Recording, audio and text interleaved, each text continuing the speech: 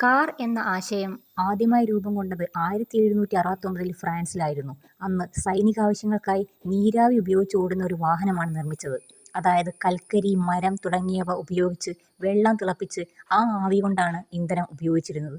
ഇന്ന് ലോകത്ത് ഏറ്റവും കൂടുതൽ കാർ ഉൽപ്പാദിപ്പിക്കുന്ന രാജ്യം ചൈനയാണ്. രണ്ടാം സ്ഥാനം ജപ്പാനും 3 ഇന്ത്യയുമാണ്.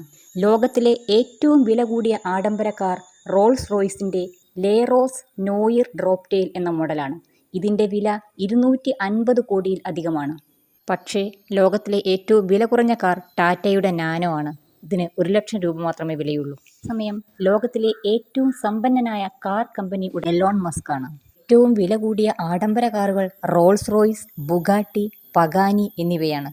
ഇവയുടെ മോഡലുകൾക്ക് 100 കോടി രൂപയിൽ അധികം വില വരും. ഏറ്റവും കൂടുതൽ കാർ വിൽപ്പന നടക്കുന്ന car company Toyota motor corporation ആണ്. ഇനി ലോകത്ത് ഏറ്റവും കൂടുതൽ കാർ സ്വന്തമായി ഉള്ള ഉടമ ബ്രൂണൈ സുൽത്താനാണ്. അദ്ദേഹത്തിന് 7000-ലധികം കാറുകൾ ഉണ്ടെന്നാണ് പറയപ്പെടുന്നത്. അതേസമയം ഇന്ത്യയിൽ ഏറ്റവും കൂടുതൽ കാർ ഉള്ളത് മുകേഷ് അംബാനിക്കാണ്. 100 കണക്കിന് ആഡംബര കാറുകൾ അദ്ദേഹത്തിന്റെ ഗാരേജിൽ ഉണ്ടെന്ന് റിപ്പോർട്ടുകൾ പറയുന്നു. ഇന്ന് പെട്രോൾ, ഡീസൽ, ഹൈബ്രിഡ്, ഇലക്ട്രിക് തുടങ്ങി വിവിധ തരം കാറുകൾ നമ്മൾ ഉപയോഗിക്കുന്നുണ്ട്. ഭാവിയിൽ നിങ്ങളുടെ വിരൽത്തുമ്പ് കൊണ്ട് ഓടുന്ന കാറുകളും റോഡിലിറങ്ങാൻ നമ്മൾ കാത്തിരിക്കേണ്ടിയിരിക്കുന്നു.